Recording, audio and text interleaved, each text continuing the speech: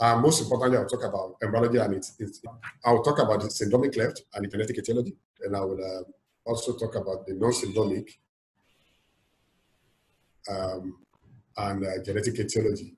So essentially, Cleft and palate is divided into two majorly, syndromic and non-syndromic. And non-syndromic, essentially, of course, there's no way to talk about that without talking about the gene-environmental interaction. So I will talk generally about the genetic etiology of orofacial cleft. I will now go down to some of our studies that we've done in African Nigerians. Then I will now conclude. Sorry, is this disturbing? Okay, so what's the problem? I can't change my slide.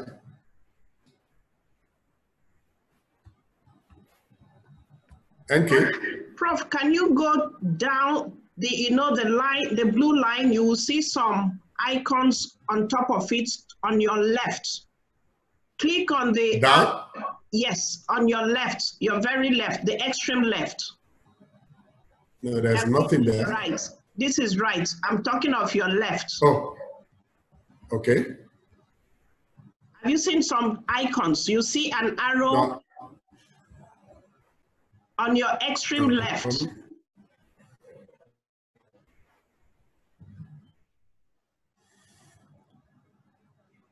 I can't see any arrow. No, down on your extreme left, on top of the blue line. You are going to your right. That is your right. Okay, left. Left, yes, exactly. Okay, yeah. So you see the other arrow facing the right side. Okay, Excellent. So you are good to go now. Okay. Okay, so thank you. Cleft and palate are the second most frequently occurring of the major congenital anomalies, and the prevalence has been between 1 in 750 baht to 1 in 1,000 baht. There was a study done by our group that hospital-based, the estimate in Nigeria to be 0.5 in 1,000. I'm sure that we are making all effort to do more epidemiological epidemiology of orofacial cleft in Nigeria. I'm sure in the next few years we should be able to accomplish that. It is high time we did that. Cleft and palate remains the most common congenital malformation in the head and neck region. These are the range of this thing is disturbing me. These are the range of phenotypes in orofacial cleft. I don't need to go more than that. And every 2.5 minutes, somewhere in the world, a child is born with an orofacial cleft. And there are about 170,000 children born with orofacial cleft every year in the world. And not surprisingly, this birth defect is the single most important, is the single most commonly treated orofacial malformation in any pediatric hospitals in terms of immediate and long-term medical costs, as well as the social impact on patients and their family. In the US alone, for example, the lifetime cost for treating orofacial cleft has been estimated to be approximately $100,000 US. These are some of the challenges associated with the orofacial cleft. I don't need to go much on that, from feeding difficulties to psychological issue, reduced quality of life, aesthetic challenges, and so on and so forth. Orofacial clefts are usually classified as either syndromic, those with other bodily defects, or non-syndromic, those with a cleft alone. Non-syndromic cleft, cleft and palate,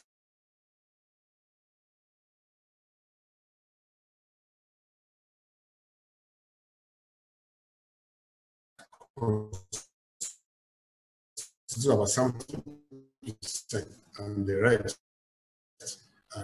3 out of 7 clefts are caused by specific genetic aberration. Really don't really have for the environment, and also what is also coming to the fore now is the issue of the role of epigenetics. So I may be able to discuss that later if time permits. Van der Waals syndrome is the most common syndromic cleft, like we all know, a mutation in IRF6 gene have been implicated. That are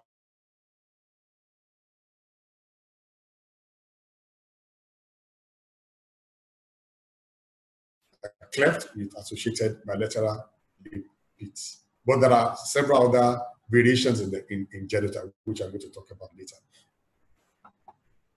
On the other hand, non-syndromic cleft lip palate is genetically complex. This is a genetically complex disorder caused by interaction of multiple genetic and environmental risk factors, which we are going to talk about today. Okay. To understand the etiology of orofacial cleft, one really needs to appreciate and understand the embryology and anatomy of the orofacial structure. If you understand that, you'll be able to understand most especially the genetic etiology, and to a large extent also the environmental influence. The embryology of the face, facial development is something that is really disturbing me here. Facial development occurs during the early days of intrauterine life by the formation of facial processes from the first pharyngeal arch and their subsequent fusion. Derangement in this process results in orofacial cleft. Cleft lip usually occurs around the 5th week of pregnancy, before many women even know they are pregnant.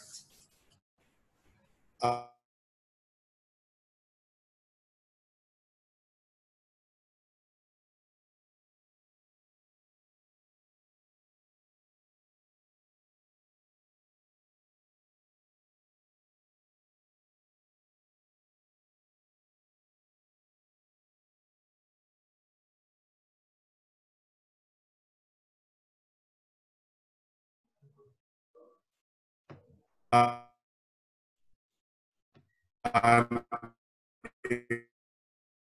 it usually develops around the 9th week of. If you look at these are the facial processes. The non-fusion on one side would definitely lead to fusion on both. Non-fusion on both sides will also lead to bilateral cleft of the lip or bilateral cleft of the lip and palate. The secondary black palate developed in the 7th week of embryogenesis, where the palatal shells emerge as outgrowth from the maxillary process. The palatal shelf initially grows vertically along the sides of the developing tongue, like is shown here, but later elevate into horizontal position. Failure to do that leads to cleft of the palate. The processes of diffusion, whether for the formation of the palate or the lip, essentially you have the proper development of the face requires coordination of a very complex series of events, which includes cell growth on either side, migration, migrations, differentiation, and of course, by the time the two want to meet, you have apoptosis, not necrosis, apoptosis.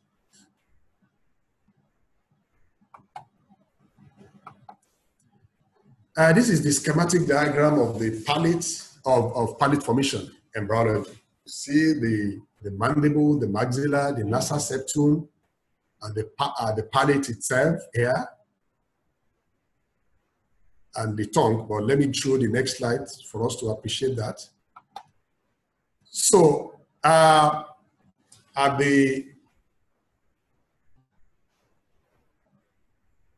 this stage, shown as A here, that's about embryonic life of 12.5 day.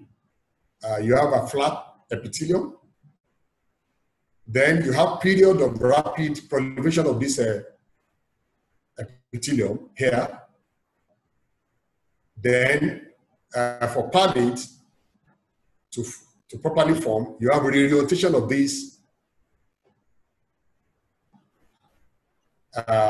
palatal shell, as shown in C, and of course in D, you have apposition of this shell, and finally you have distribution of the medial edge and the palate fuses. That is the way the palate is formed.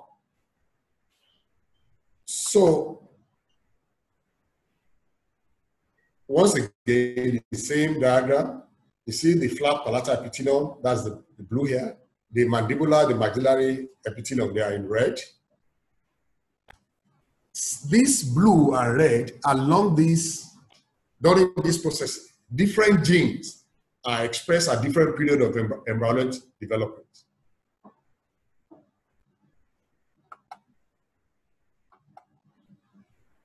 Genes and associated SNPs, that's the single nucleotide polymorphism that have been identified in the etiology of orofacial cleft, are part of this pathway that I've just described, and they are very essential for lip and palate development. Many of these different genes are expressed at different periods of embryonic development. Therefore, mutation in these genes, which we are going to discuss later, lead to non-fusion of the processes, and therefore orofacial cleft.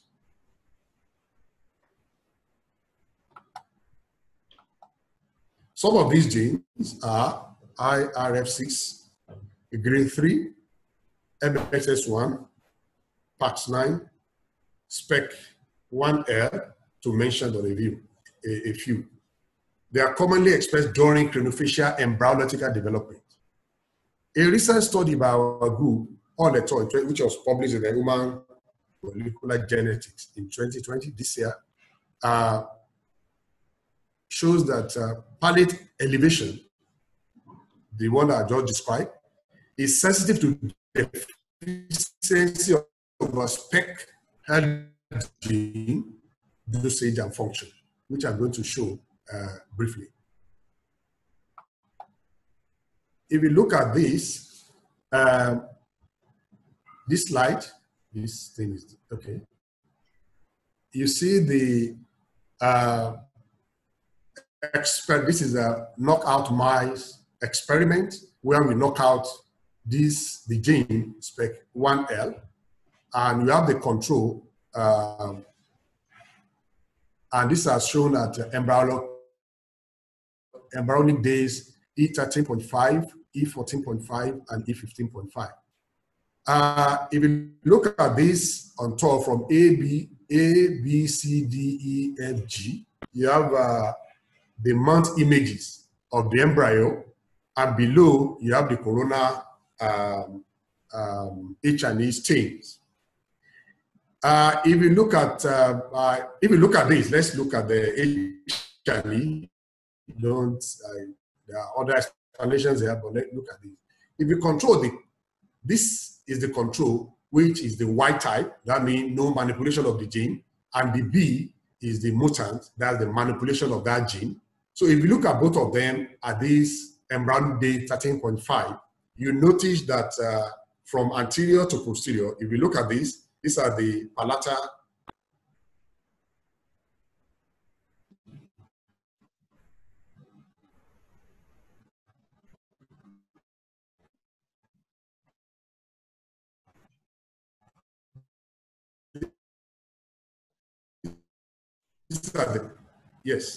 these are the on both the control and friends. But if we look at 14.5, embryonic day 14.5, you notice that for the control, without the manipulation of that gene, you have at this level, which you have palatal shelf still beside the tongue on the other side vertical, you can see that they are elevated in the control without the manipulation of this specific gene. When it was now manipulated, you realize that here that the palatal shelf refuses to be elevated.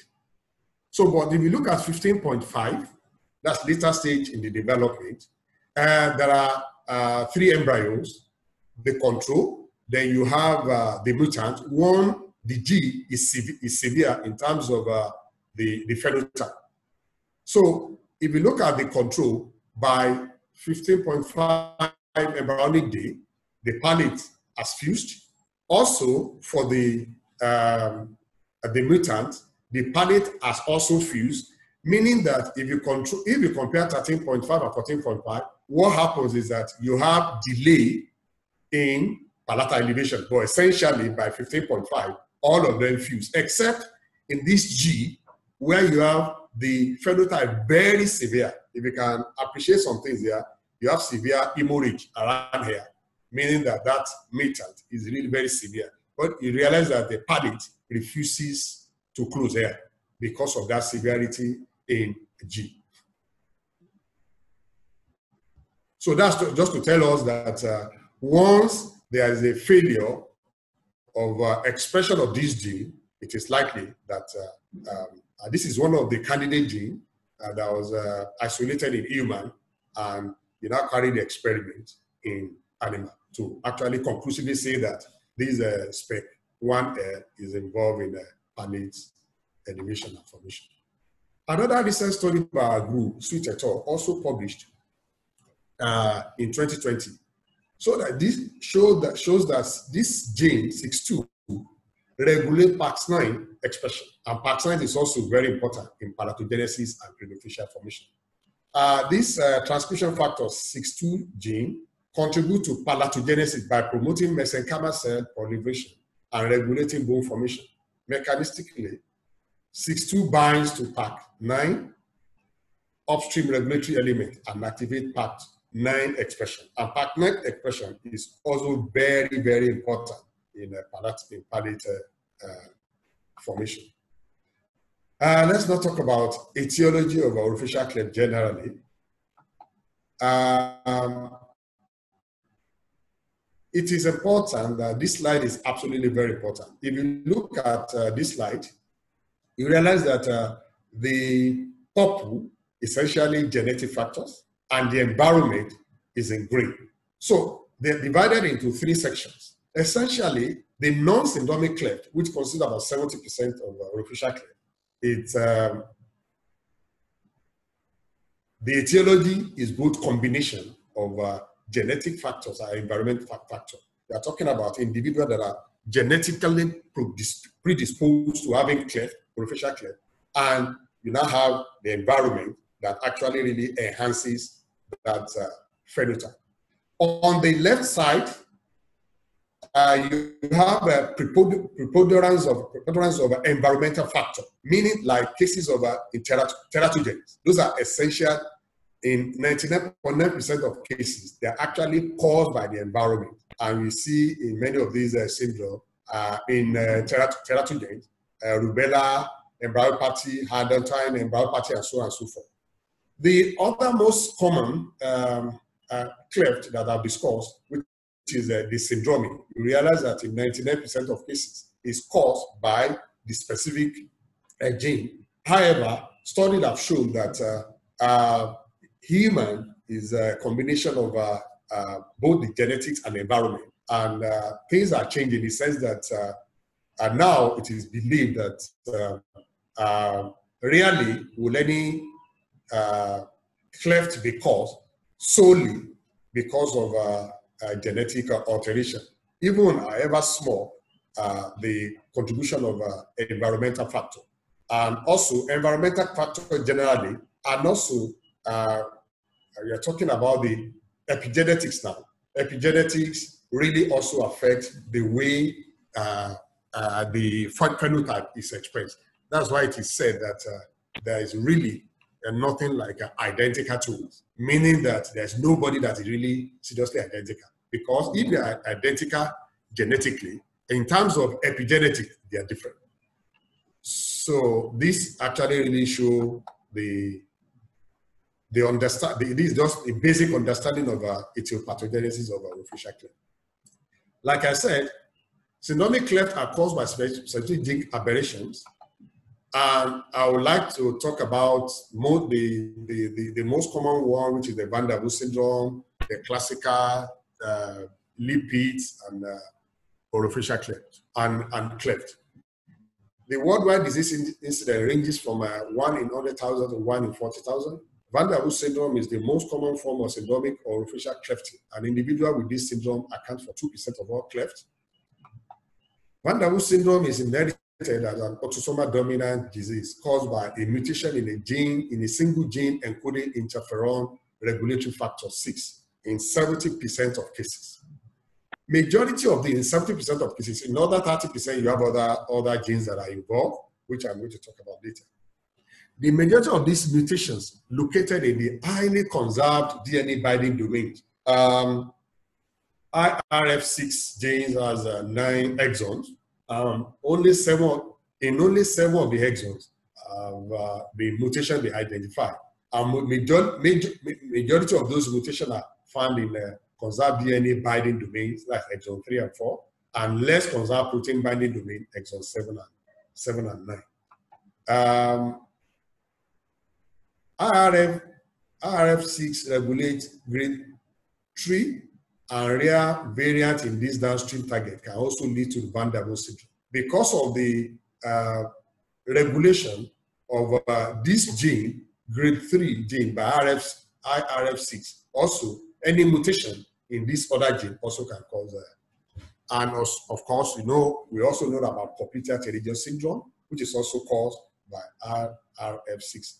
It must be stated, however, that a common variant in the IRF6, which is this variant, IRS64261,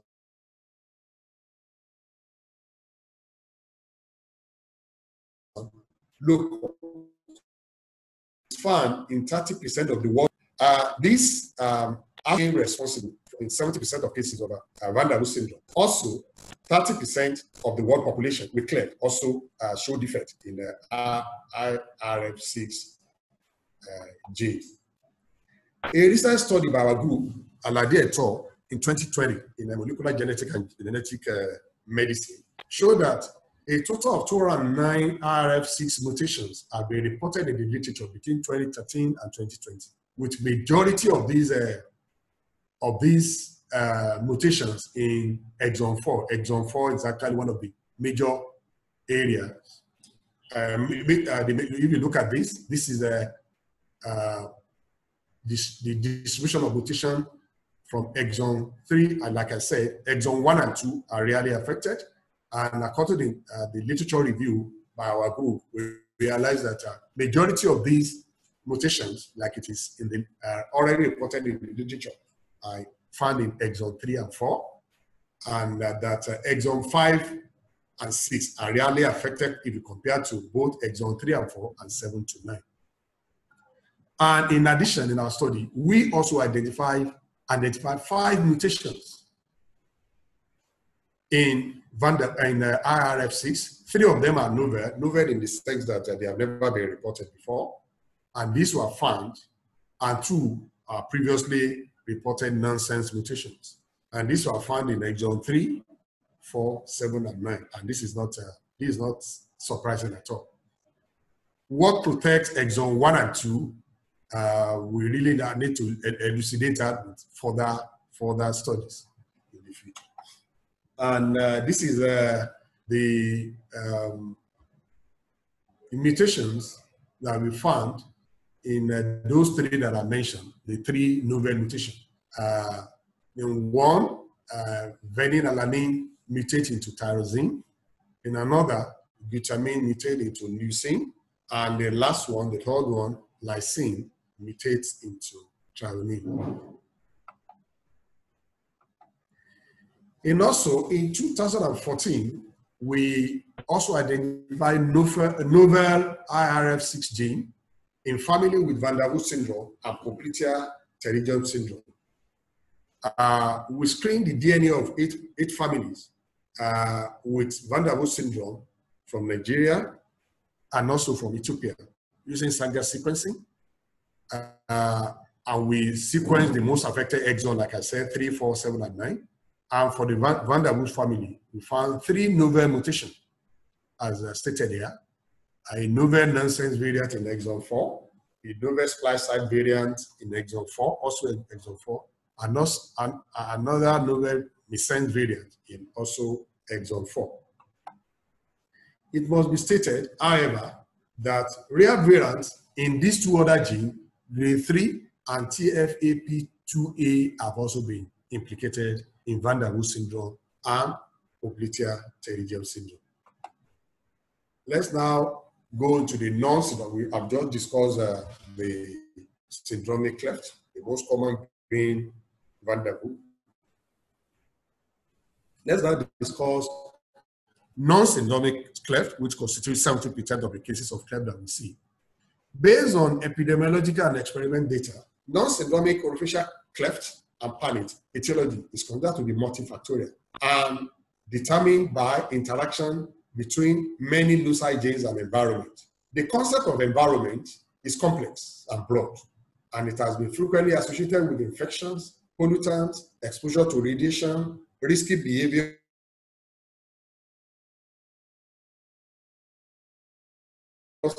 and diet. Fetal environment is the mom, thus etiology of cleft environmental exposure of the mother. Gene environmental interaction, GEI, has been defined as genetic effect on traits that differ in magnitude and sometimes in direction across environmental contexts. Gene environmental interaction is also defined as a different effect of an environment exposure on disease risk in persons with different genotypes. Or alternatively, a different effect of a genotype on disease risk in persons with different environmental exposure. Talking about the different genotype and the effect of the environment on the different genotype. A good example is that you know that we have genes that have been associated with obesity, genes that have been associated with hypertension, genes that have been associated with diabetes mellitus. However, you need exposure to the environment to exhibit the phenotype of the obesity, meaning that you really need to eat a lot to be able to express that. I usually use this example that how many people are really seen in Somalia with obesity? Is it that there's no obesity in Somalia or any other war-torn country? So there are a few studies that have begun to provide data on environmental risk.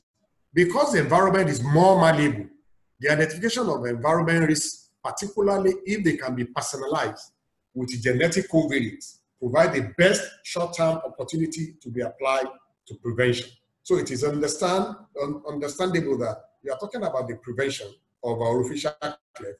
It is important to actually understand the context of the environment in the etiology of orofacial cleft. These are some of the environmental factors that have been implicated: smoking, to alcohol, to medication, and so on and so forth. Smoking is the most consistent environment factor shown to increase the risk of cleft. A meta-analysis by Butali et al. Showed that there was a reduced risk of cleft and palate with maternal folic acid use, with the odd ratio of 0.0 and p-value of 0.08,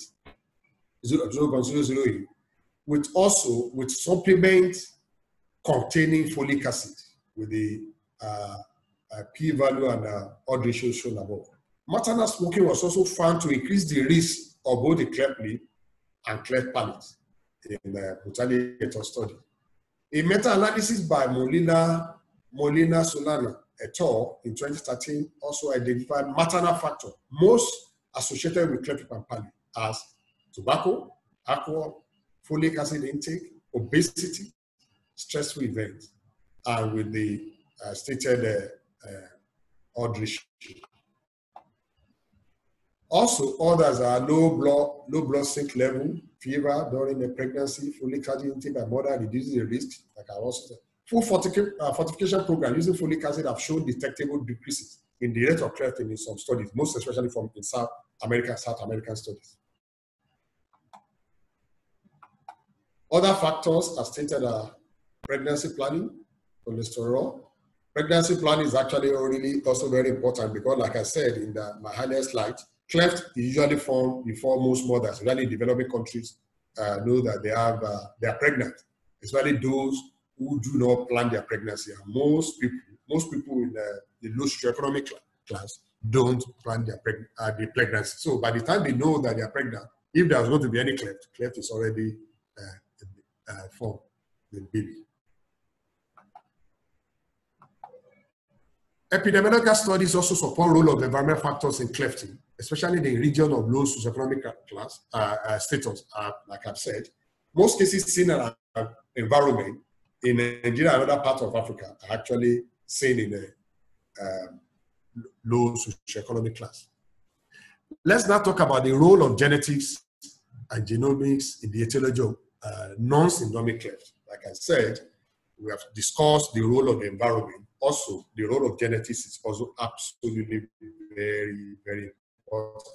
But like I mentioned, in non-syndromic clefting, the interaction between the environment and gene, very important. So we are now talking about those genes, the mutations present. However, you need environmental exposure to actually exhibit the phenotype of cleft in non-syndromic.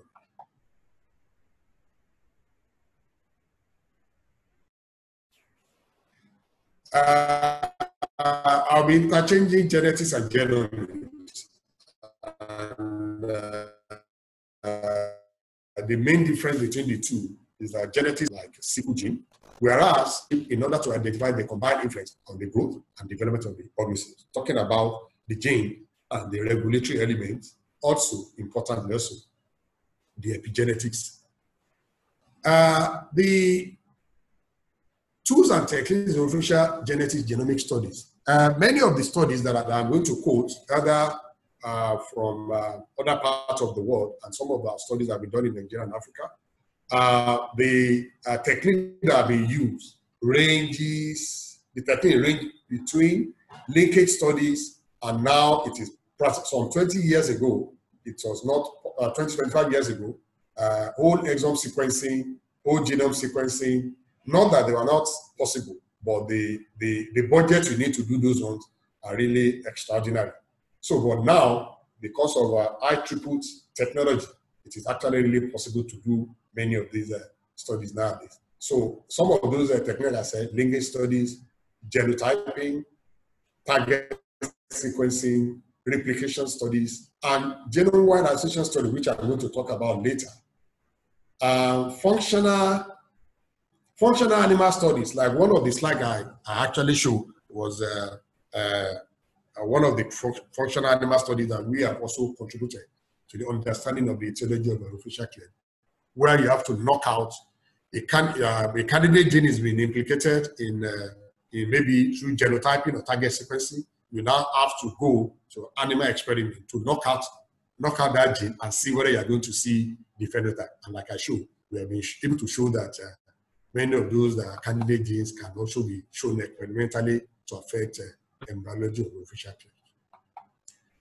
Non-syndromic cleft lip and palate is a genetically complex disorder caused by interaction of multiple genetics and environment risk factors, like I said before.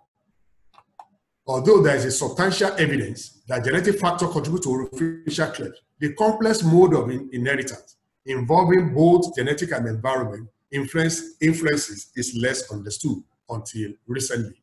And the incomplete penetrance of genes in orofacial cleft embodies limitation in linkage analysis, because it cannot be assumed that unaffected family members do not carry the susceptible gene. I'm going to show that. Recent phenotype study by our group and also in the literature support the above, and this applies to non-syndromic cleft palate, and surprisingly enough, also the syndromic type. Don't forget, we said syndromic cleft, like Van der Waals syndrome, the genes that have been implicated, IRF6 genes, GRIL3 genes, and others. However, it's shown that even in Van der Waals syndrome, you have what we call incomplete penetrance. A good example is this patient of ours in Lou. I hope this slide is very clear. If you see on my right side, is on my left side, the baby with bilateral cleft, no lip pit at all. But the mom, absolutely no cleft of the lip and palate. But the mom has two bilateral. And when we did the genetic analysis, we realized that two of them, both the mom and the baby, actually have mutation in IRF6 genes. So the question is why that incomplete, why that variation is a phenotype? It is nothing but incomplete penetrance. And it's been known that for incomplete penetrance, the role of the environment cannot be overemphasized. And also, we're also beginning to understand the role of epigenetics in the expression of the different phenotypes. I've said this much, but let me just use these slides also to tell us that for non-syndromic Cleft, you see the interaction between the environment and the genetic susceptibility. So if the two interact, you are going to have increased risk of increased risk for non-syndromic Cleft, and the environment. You see that I can show that the smoking in mom can actually predispose the baby to have a Cleft. And also with this genetic susceptibility, environmental factor modification have been shown in many studies can actually modify that and reduce the risk of orofacial Cleft. And these are some of the, from the late, I reviewed the literature by Murray G. et al. And showed that these are some of the environmental influence on genetic predisposition. These are on the left side, you have the genes, and also the identifiable environmental influence that actually predisposes the gene and that phenotype to be expressed. A good example is that these MTH, FR, and vitamins, especially the folic acid. And because of the fact that in the metabolism of some of these vitamins, this gene is absolutely very, very essential. So, talking about the evidence for gene and environmental interaction in the etiology of concordance rate in identical twins should ordinarily be 100% in non-syndromic Cleft palate if only genetics accounted for the etiology. They are identical. And though I mentioned the issue of epigenetics, if really genetically they are identical, if one has a Cleft, the other should ordinarily have a Cleft. However, what do we see in real life? What we see in real life, about 40–60% concordance in identical twins, and also for non-identical twins, we see in about 5% of that amount. So what this one show, this implication of because for any genetic studies, usually twins studies are very important to look at the role of genetics and also the role of the environment. So for orofacial Cleft, if the concordance was not 100%, it shows that there must be the role of environment in the etiology of Cleft. And also, you now compare monozygotic and dizygotic twins, you realize that you have more Cleft in monozygotic than in dizygotic twins. That is also to let us know that there is absolutely a very important role for genetics in Cleft. The two slides I've shown suggest a strong but not purely genetic etiology. In general, close relatives of Cleft cases have a greatly increased risk of being affected. Adeyemo and Butali, myself and a colleague in 2017, we reviewed candidate genes applicated in etiology over the last 20–30 years. And we divided it into pre-GWAS. GWAS is the genome-wide association study era. We divided it into three pre-GWAS findings. We found that these are some of the genes ranging from WACS1, PAX7, FOX, MHS1, BMP4, and majority of them fall within A and B, pre and GWAS era. So, and for this, the post-GWAS era, like I said in one of the slides, it is now because of the fact that the cost of doing the genetic analysis is going down. It is possible to actually do exome sequencing. So now, let me now focus on some of the studies that have been done in Africa and in Nigeria.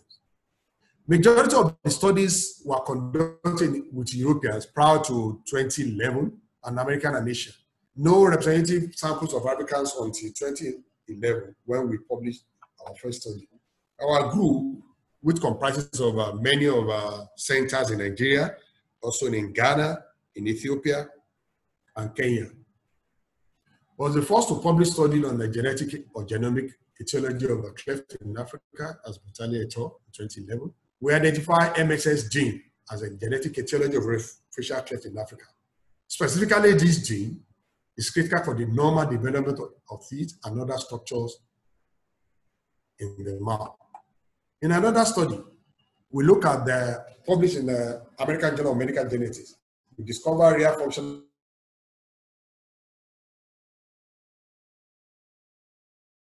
in genuine association, identify candidate association of risk variants identified in European and Asian by GWAS, or by candidate analysis for association with cleft cohort in 3 sub-Saharan countries. We demonstrated nominal association of these 3 genes. In addition, MXS1, 24, and CRISP2 and NOG1 were also associated with the cleft palate. That was the first. This study was the first to demonstrate any of these association signal in any African population. We also sequenced and reported in 2017 the role of V3 in cleft palate, and we recruited a patient from Ghana, Ethiopia, and Nigeria. This gene, V3, is located on 1p3611. That's the chromosome 1 petite. That's the short arm, and it encodes protein that function as a transcription factor during development, and has been shown to stimulate replication of endothelial cells. 5 novel mutations were identified in genes. 2 were missense. 1 is a splice site mutation. 1 is a frame shift, and we have a nonsense mutation. These mutations, because this was a control study, the genotype study, were absent from 270 sequence control and from all public exome and whole genome databases, including the 1000 genome database, which included data from 5,000 present in unaffected mothers, indicating that their penetrance is incomplete, meaning that the children were able to exhibit cleft phenotype, whereas the mom also carrying the mutation did not. This study provided evidence that as a Caucasian population, mutation in this gene contribute to risk of non-syndemic cleft palate in Africa. And we also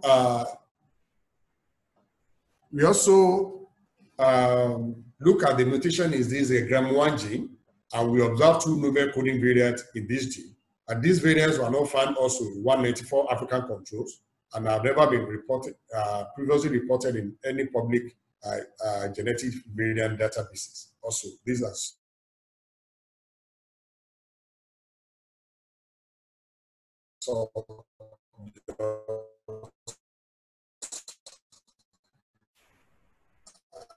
novel findings from African studies.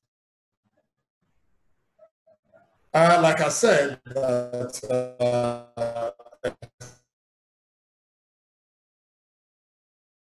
essentially RF6 gene implicated in syndromic 6 genes have also been implicated in non-routine. We show evidence of potentially. We sequence all the non-exome as well as variants that we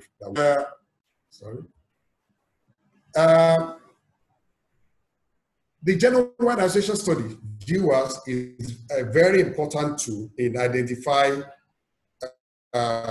genes that are implicated in the etiology of complex diseases like orofacial cleft. It's a massive screening approach. It's more like it's like genetics and genomics. Prior to our study, 7 genome association studies for cleft and palate have been conducted, and 23 risk loci have been identified. However, these studies have been done in European and in Asian population.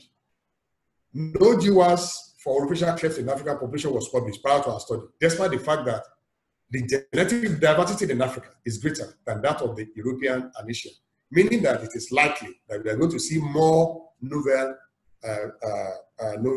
variants in African population than other populations because of the fact that you have more genetic diversity in Africa than other parts of the world. So we first got a consortium of 13 countries, and we also put together samples from Africa. We identified genome-wide significant association with Cleft and palate in this gene. Having done that, we further examined this variant in zebrafish model and cell-based transcription assay and concluded that it is an etiology variant for non-syndromic Cleft palate. That's for the Cleft palate. We also conducted a multi-ethnic GWAS on Cleft and palate in 6,400 contributed African samples. Our GWAS revealed novel association of this 2p24. That is this gene is of unknown function, and it's also this location is also they have a gene involving organizing actin skeleton. We successfully conducted the first GWAS for official Cleft in Africa with a total participants of 3,353 participants that were genotype.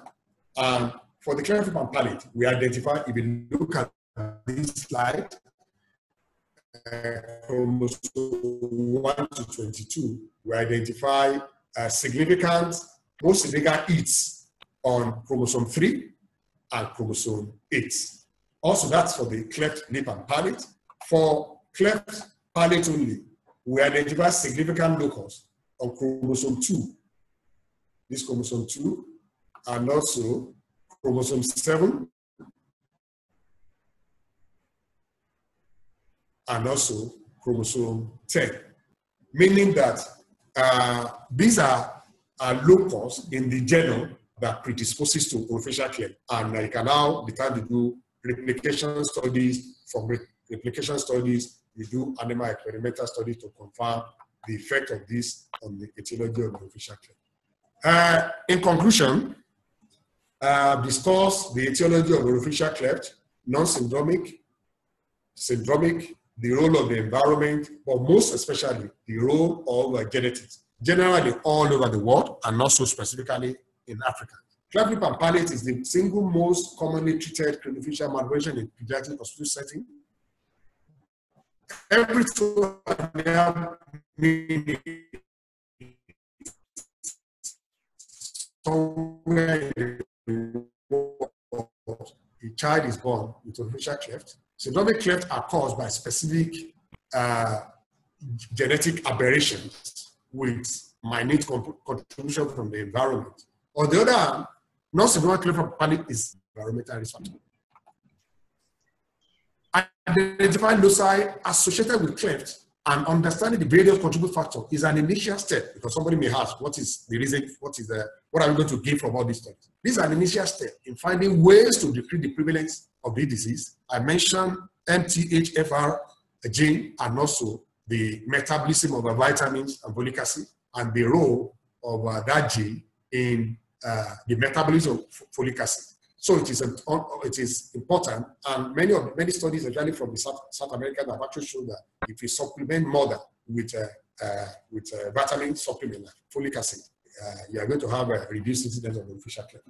Also, ultimately, as research progresses, preventative measures can be taken, such as providing counseling for family processing the disease, introducing modifiers like folic acid, and modifying nucleotide sequence using genetic engineering.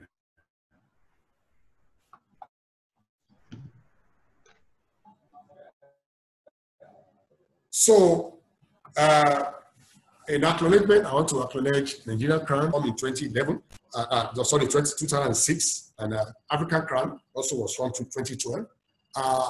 All our accomplishments are through the above network. I can't, but I recognize the role played by Smart Train.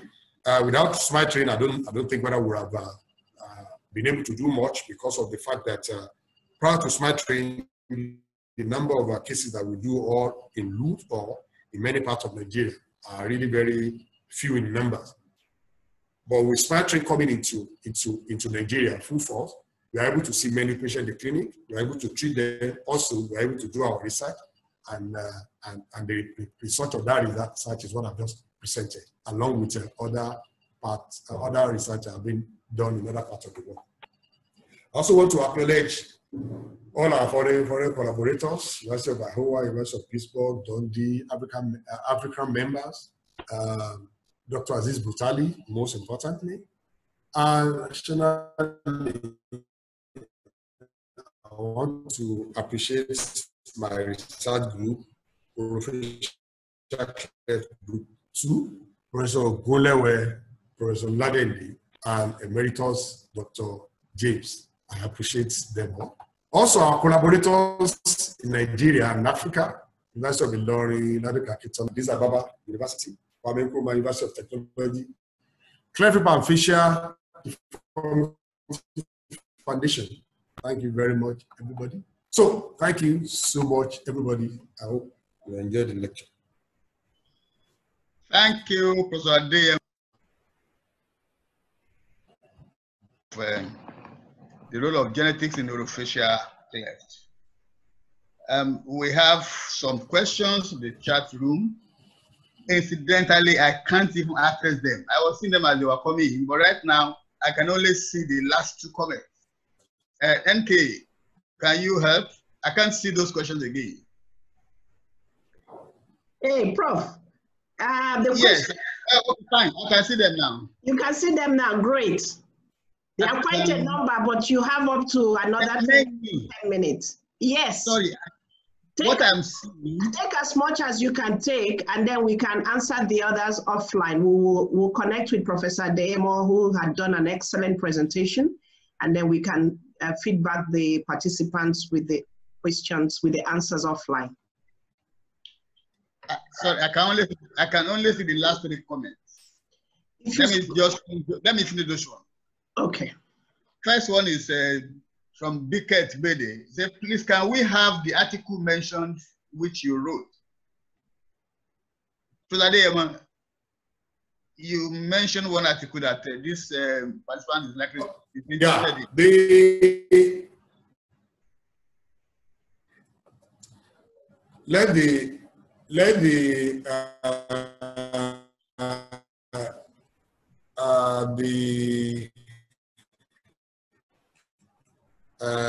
person,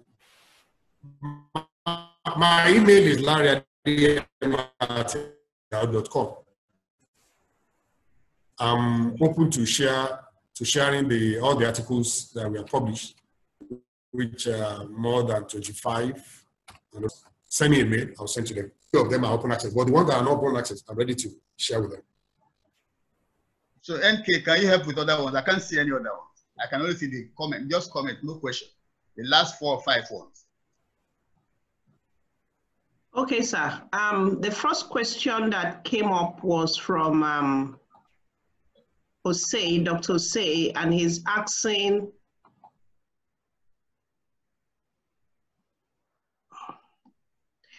please, are epigenetic factors all environmental? I'm going to try to batch the questions, Professor Adeyemo, because of time, and see if we can take them. So the first question is, are epigenetic factors all environmental? The second question is, assuming you did a chronic villi sampling or maternal blood DNA analysis, and you found out a deficient gene that will lead to cleft formation, what will you do to supplement the defective gene? Or do you just envisage a cleft will form and you surgically repair later? And the third question for this batch says, epigenetic and genetic alteration are known to occur exclusive of each other. Is there any exception in cleft etiology?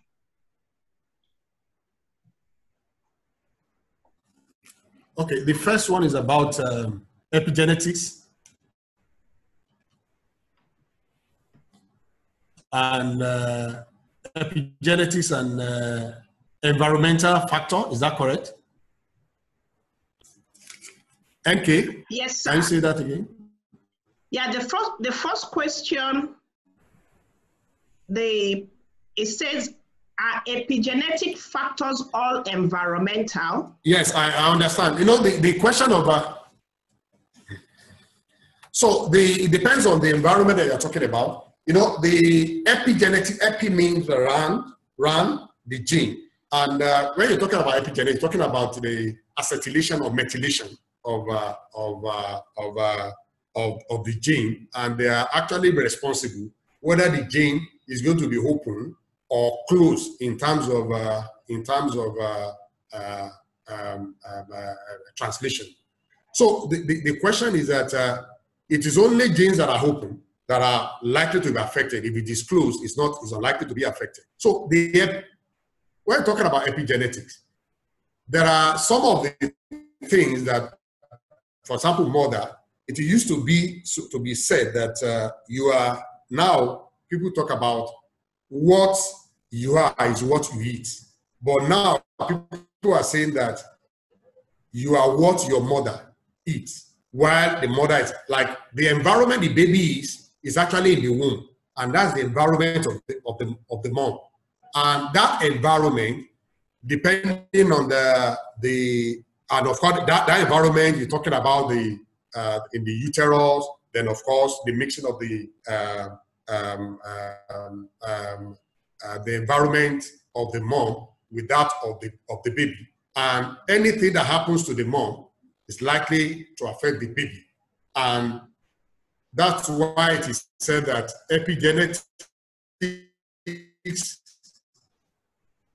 will affect the expression. The difference between genetics and epigenetics is that one affects the nucleotide, and that's why you see the expression. That's the genotype.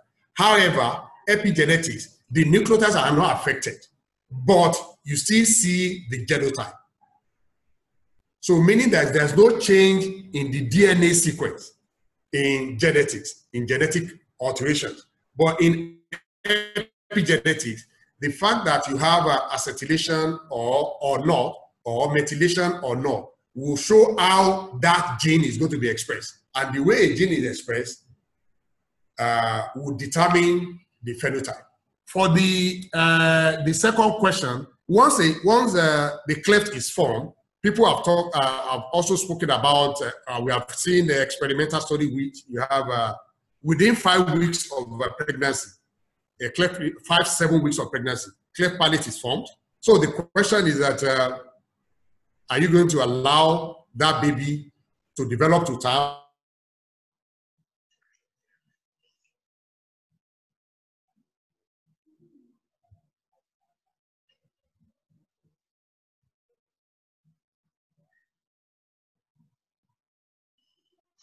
And do the surgery, or it's not, in this day and age, it's not to be repaired, and just allow the baby to, or in some center, less than 3 months, repair the cleft and move on. And if the baby has a palate, so you do the palate, depending on protocol, 12 months, and the baby is okay, and you monitor.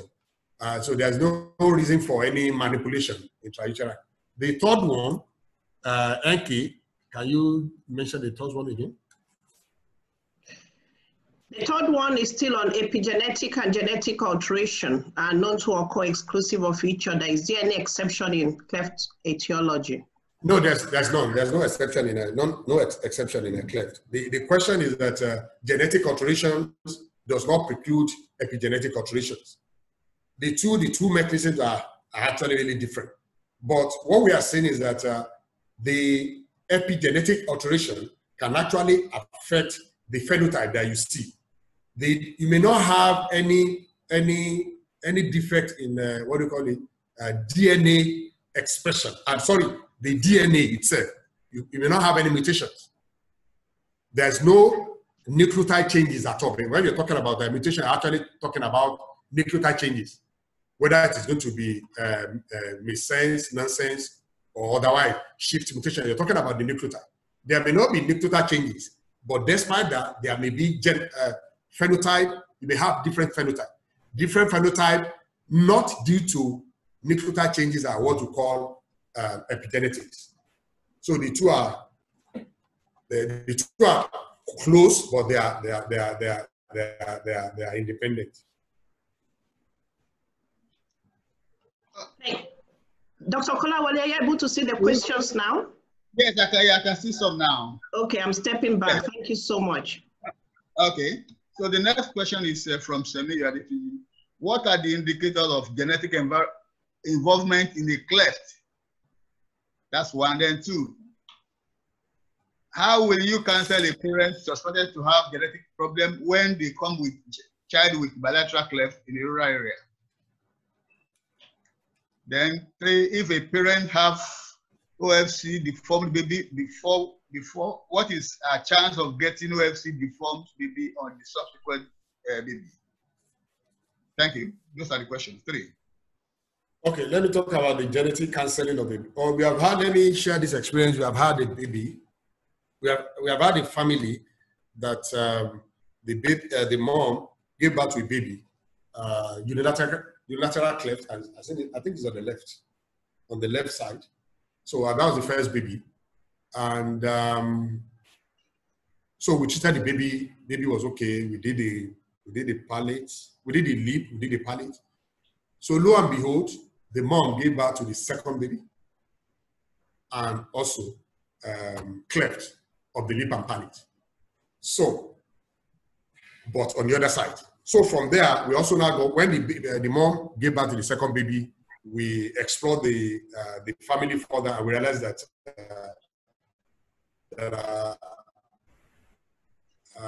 relations of the mom, I can't remember, maybe relation of the dad of the mom that has a cleft. So what we're planning, actually, like I said, one of the many reasons why you have a cleft more in a low socioeconomic class, you cannot say that probably maybe poverty, there are so many other things that are associated with poverty. It is somebody with low socioeconomic class that is not going to plan the pregnancy.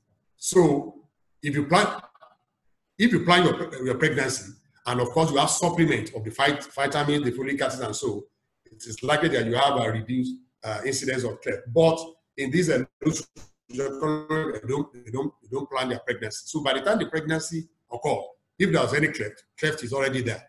So what we are planning for the mom before was to say, okay, if we are planning to have another pregnancy, now that we know that we are genetically predisposed now,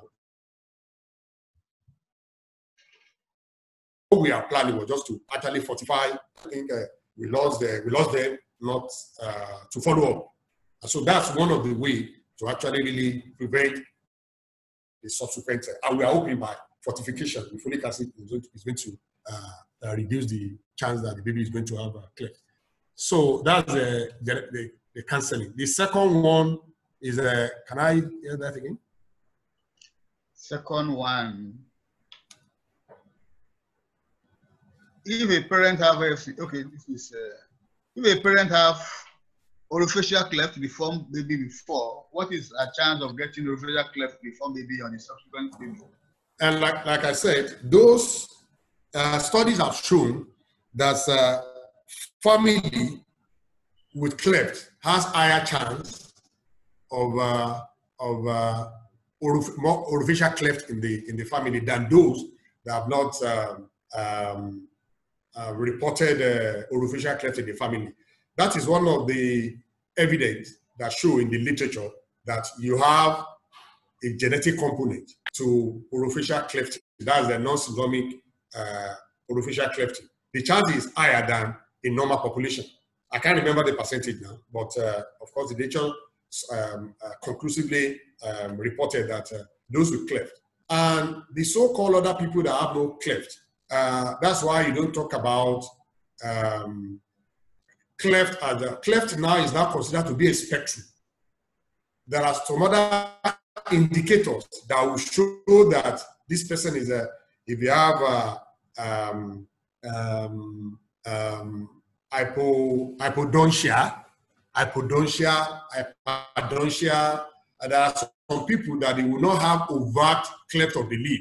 But studies have shown, even some of the studies I've done in Nigeria have shown that people that don't have about 1% of those family members of people with cleft, with orofacial cleft that do not exhibit, that do not have the genotype of cleft. If you do the ultrasonography of the lip, you realize. So, meaning that cleft is a spectrum. The fact that you have overt cleft does not preclude that you do not harbor the susceptibility in terms of a gene or the environment of cleft. The third one. The third one. That's the third one. Okay. What are the indicators of genetic involvement in a cleft? Indicator of genetic involvement in cleft? Yes.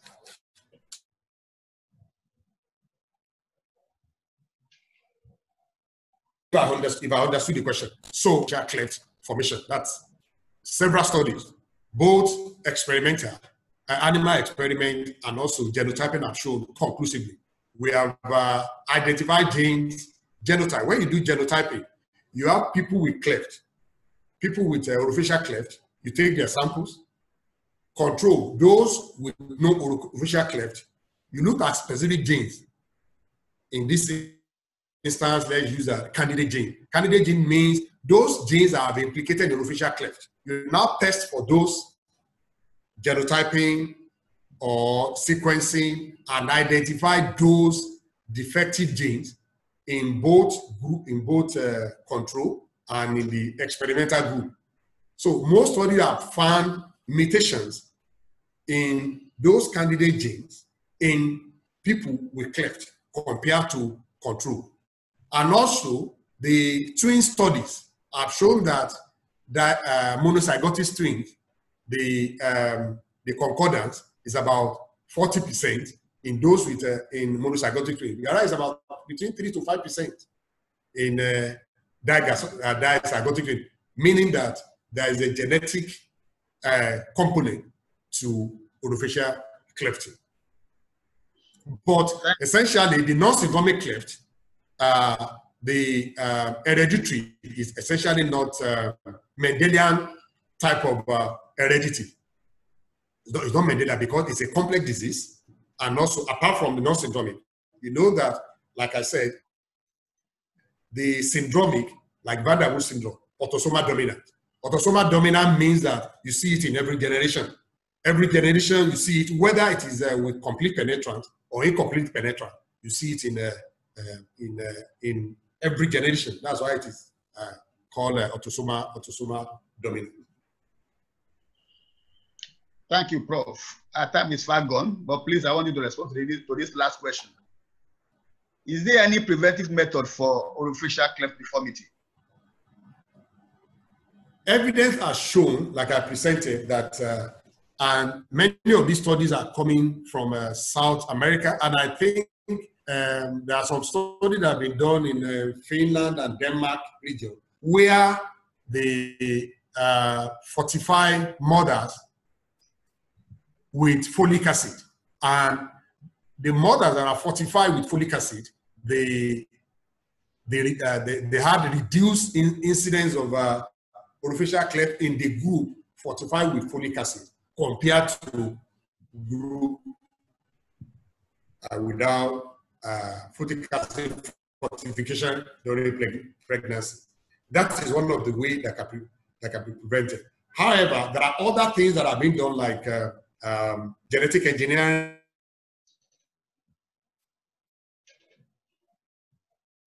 but it's possible for Van der Waals syndrome to actually be prevented using genetic engineering, using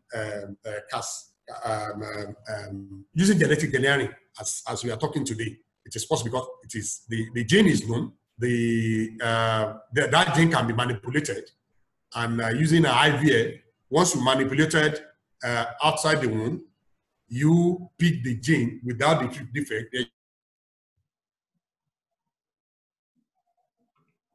You implant to the mother, and the baby goes, and you can prevent that. using genetic engineering. But the one commonly advancing is, and the evidence has shown, is that you fortify mom with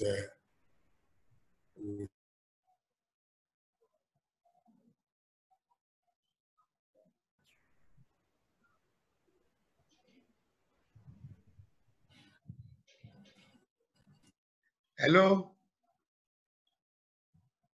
I hope I've been able to answer the questions. Yeah, thank you very much, Prof, once again for the lucid presentation of a difficult topic. I also appreciate all participants for active participation throughout the session. Once again, I'm Mr. Kolawole, Chair Faculty of Anesthesia WACS, the moderator of the session. As I sign off, I hand you over to NK for our concluding remark and round up of the entire session. Thank you very much. NK. Greetings, everyone.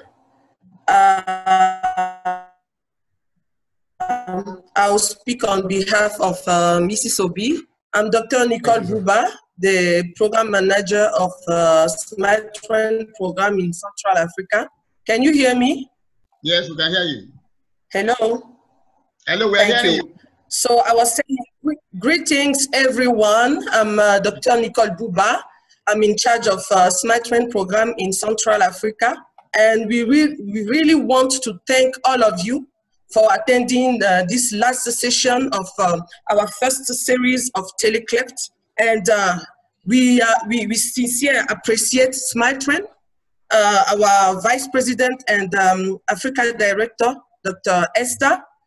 We appreciate Mrs. Nkiruka Obi for making this possible.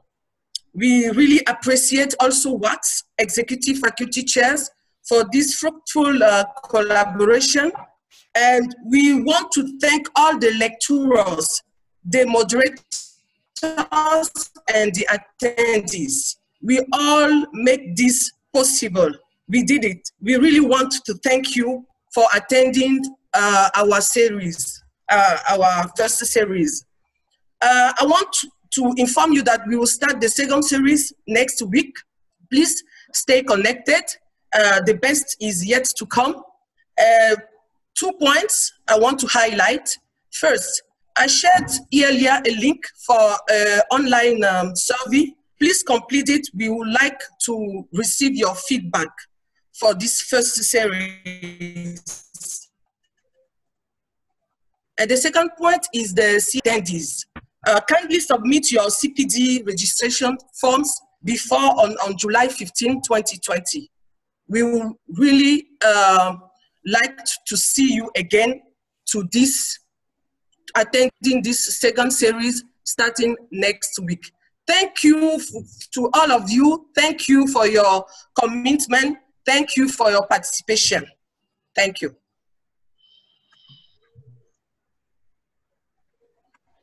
Thank you. Bye.